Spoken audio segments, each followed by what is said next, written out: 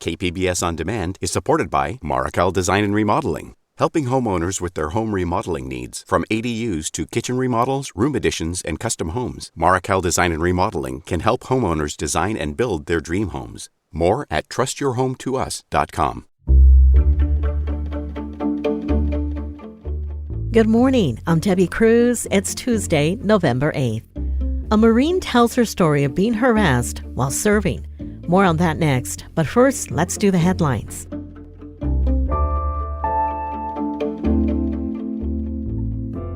Today is Election Day, and you still have time to vote. There are over 200 vote centers and more than 140 ballot drop boxes across the county. They'll be open from 7 this morning until 8 tonight. If you plan to mail in your ballot, it must be postmarked by today. To find the vote center or ballot drop-off location closest to you, check out kpbs.org/voterhub. Make sure to grab your rain jacket and umbrella if you leave the house today. The National Weather Service says heavy rainfall and strong winds are expected all day and into the night. Tomorrow will be another cold day, but less rain is expected. Temperatures are predicted to be in the 60s today and the 50s tomorrow. A Powerball lottery ticket worth more than $1 million was sold at a pharmacy in Encinitas. The ticket had 5 matching numbers, but was missing the Powerball number. No tickets were sold with all 6 numbers. According to the Multi-State Lottery Association, the odds of matching all 5 numbers and the Powerball number is 1 in 292.2 million.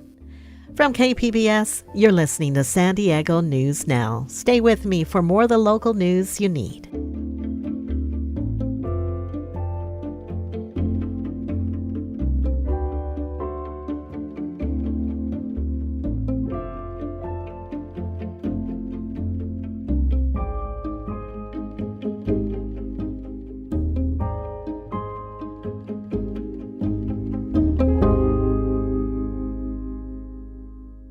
KPBS On Demand is supported by Paint Care, offering households and businesses in California more than 800 leftover paint drop-off sites for recycling. Quantities of 100-plus gallons of paint may qualify for a large volume pickup. Learn more at paintcare.org.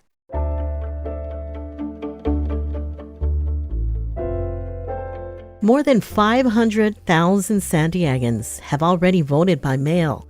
KPBS reporter Matt Hoffman says election officials are predicting a 50 to 60% turnout for the midterms. First returns from the registrar will come in around 8 p.m. Tuesday with updates as counting continues. Due to mail-in ballots and same-day voting, counting is expected to last a couple of weeks. A reminder to avoid any confusion, San Diego County's Registrar of Voters, Cynthia Paz, says posted results will not reveal the percentage of votes that are already in. Under the Voters' Choice Act vote center model, we no longer will show the precincts reported until we certify the election on December 8th. Paz says she's expecting around 250,000 mail-in ballots to be either dropped off on Election Day or received later in the mail. And remember, mail-in ballots must be postmarked by Election Day in order to get counted. Matt Hoffman, KPBS News. Historically, voter turnout has been low among students. KPBS reporter Kitty Alvarado visited UCSD to see if students are casting their ballots. At UC San Diego Monday, almost every single student we approached voted, like 20-year-old Alex Patterson. It's pretty important. It's, the only way we really have to make our voice heard. Then there were the eligible voters like 20-year-old Daniel Ramirez, who say they are tired of the rhetoric. They hype it up like if we don't do this, the country's going to go into chaos. How many times do we got to hear this stuff? Student body president Sky Yang says it's frustrating when he hears about people who choose not to vote. Even though I can't vote as a permanent resident, these ballots, are our voices. And if students won't use that voice, then we can't get things changed, right? Because these ballots are our ticket to get to make the change we want to see. Kitty Alvarado, KPBS News. Coming up, a Marine tells her story of experiencing harassment while on duty. We'll have that story and more next just after the break. Don't go away.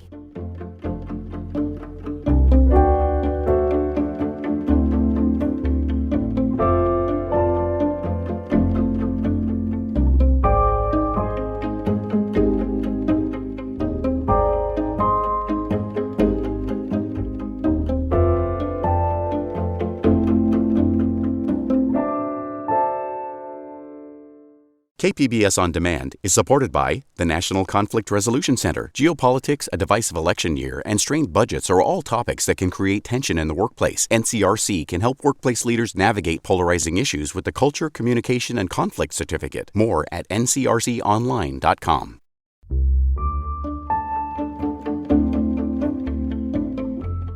Now we bring you the story of an American veteran. Growing up as the daughter of a Marine, C.J. Scarlett dreamed of following in her father's footsteps. When she enlisted in 1981, she was part of the first class of women to receive combat training. But a pervasive culture of sexism and sexual harassment derailed her military career. Here is C.J. Scarlett with her story. I was an honor graduate of my platoon in boot camp. And that meant so much to me because my father was sitting there in the parade stands at my graduation, sitting next to the general, crying on his shoulder, going, "That's my daughter." How proud he was of me meant everything in the world. I aced the military entrance exam and could pretty much choose any field I wanted. And so I got a 6-year contract to sign up as a photojournalist. And so I was so excited to get started with my career when I got to Camp Pendleton. I didn't share what was going on a day-to-day basis with the sexual harassment. It was just this daily onslaught. There were comments, there were touches, there was inappropriate behavior coming from all angles. So I would be sitting at my typewriter working on a story and feeling like a professional journalist. And I never knew when someone would come behind me and plant a kiss on the back of my neck and just make me feel instantly like a sexual object, just completely devalue me and disrespect me and make me feel like I was not worthy to be there. They would back me up against the file cabinets, literally, and try to kiss me. And when I entered into the relationship with my first husband, I stopped telling him what was happening because he would become so angry at our coworkers that I was afraid he was going to hurt somebody. Our staff non-commissioned officer in charge was particularly bad. He used to go out of his way to goad him, put his arm around me and nuzzle my neck and say, "Why don't you be with a real man?" Right in front of my husband.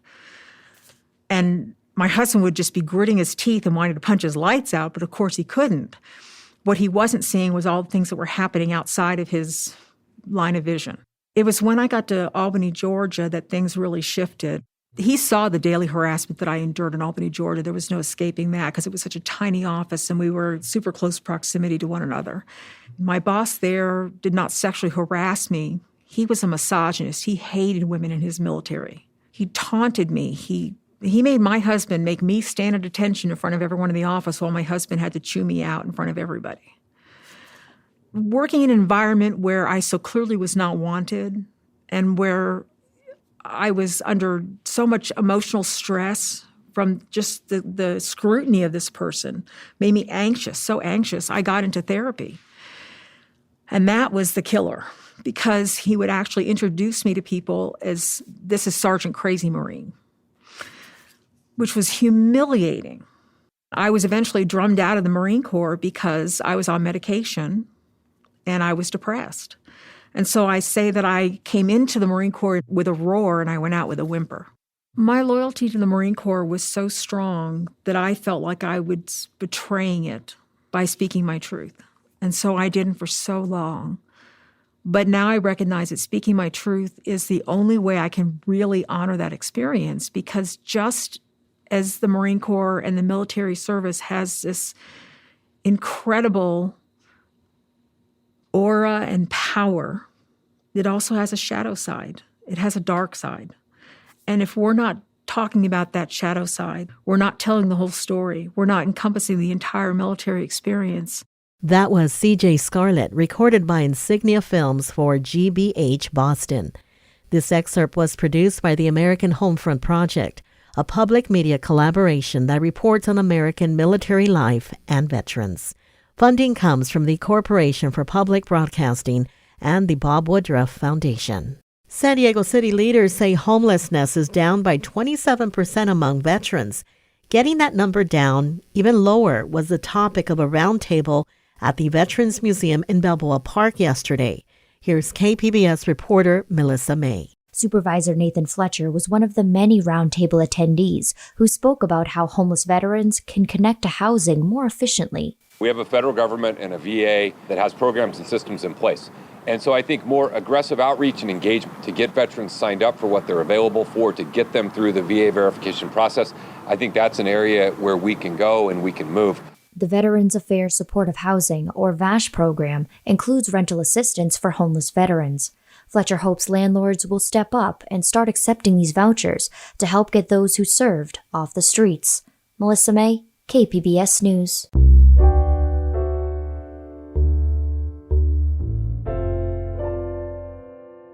Catalytic converter thefts have been on the rise, and law enforcement and lawmakers are working to crack down on the crime.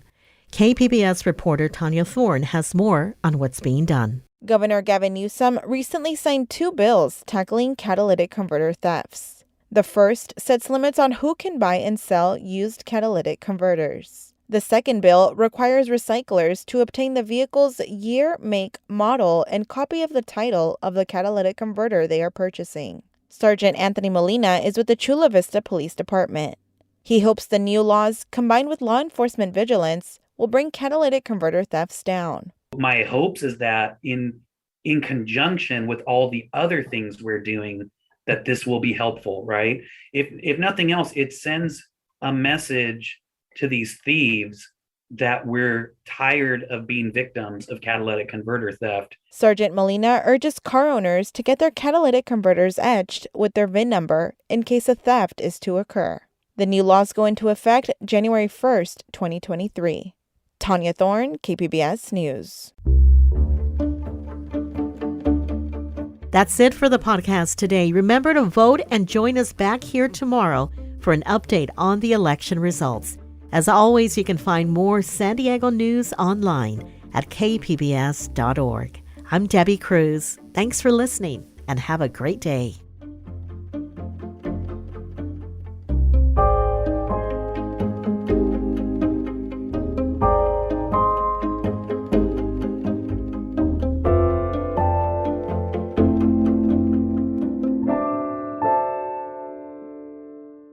KPBS On Demand is supported by Fleet Science Center's newest exhibit, Survival of the Slowest. See firsthand how nature's smallest, slowest, and weakest creatures can not only survive, but thrive in the wild. Open May 24th through September 1st. Learn more at fleetscience.org.